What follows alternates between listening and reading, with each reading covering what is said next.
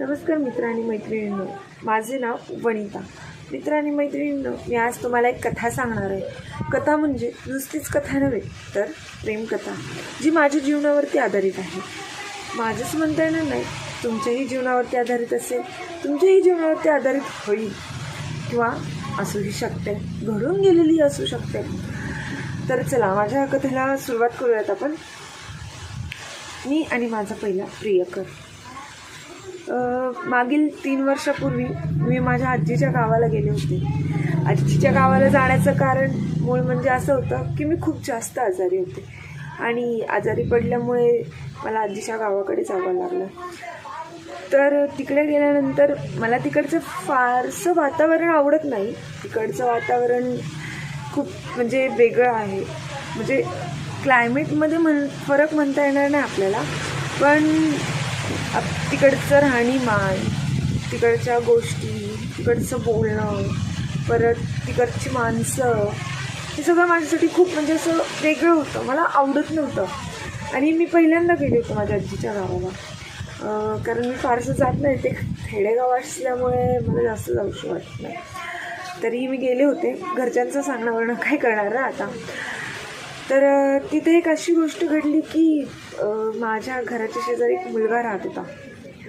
त्या मुलाचं नाव होतं शशांक. आणि मला तो एकदा म्हणजे जेव्हा मी आजीच्या गावाला आले होते म्हणजे तेव्हा तो मला पहिल्यांदा खूप वेळा दिसला, पण मला असं काही म्हणजे नाही का त्याच्याबद्दल असं काही वाटलं नव्हतं की पुढे चालून आमच्या दोघांमध्ये असं काही होईल का, आम्ही दोघं एकत्र राहू, असं वाटलं नव्हतं.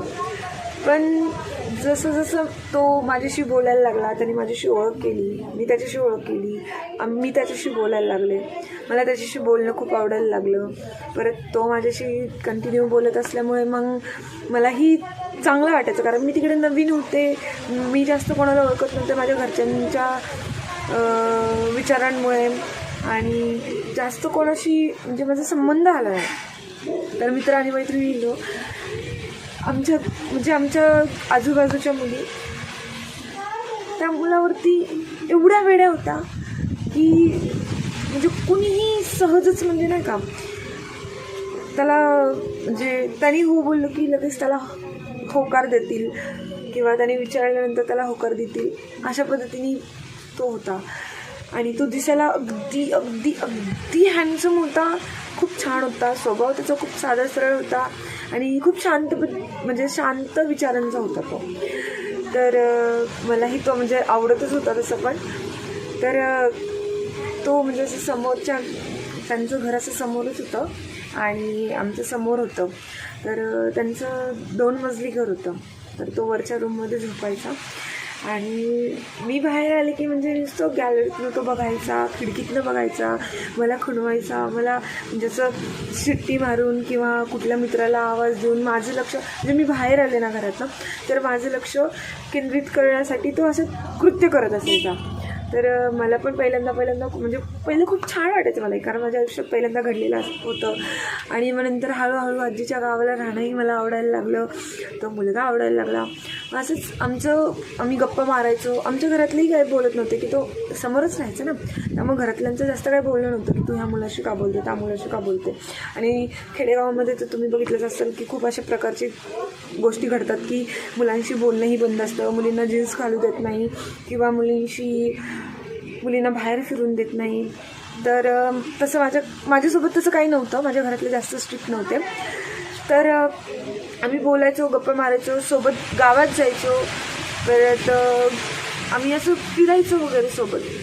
तर एकदा असंच म्हणजे गप्पा मारता बोलता आम्ही म्हणजे त्यांनी मला एकदा सांगून टाकलं की मला तू खूप आवडतेस आणि मला तुझ्यासोबत रिलेशनमध्ये यायचं आहे. म्हटलं ठीक आहे, ओके. तर मग त्याने मला बोलला की तुला मी आवडतो का नाही. मी म्हटलं हां. म्हणजे मी कुठल्याही गोष्टीचा विचारच नाही केला की मी त्याला नाही म्हणू किंवा मी नंतर नाही म्हणेल, असं की मी त्याला हो म्हणू का नको, तो मुलगा चांगला असेल, नाही. मला आवडलं, कुठल्याही गोष्टीचा विचार न करता त्याला मी हो बोलले, होकार दिला. होकार दिल्यानंतर आमचं बोलणं जास्त वाढलं. एकमेकांशिवाय करमत नव्हतं. आम्ही एकमेकांसोबतच राहायचो, दिवस रात्र आम्ही एकमेकांसोबत बोलायचो. आणि मग एक दिवशी असंच आम्ही आमच्या